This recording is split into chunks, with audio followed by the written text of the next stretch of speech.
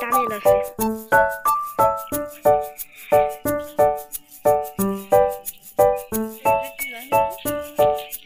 Wow, কি সুন্দর জায়গা গাইস, এত সুন্দর জায়গা।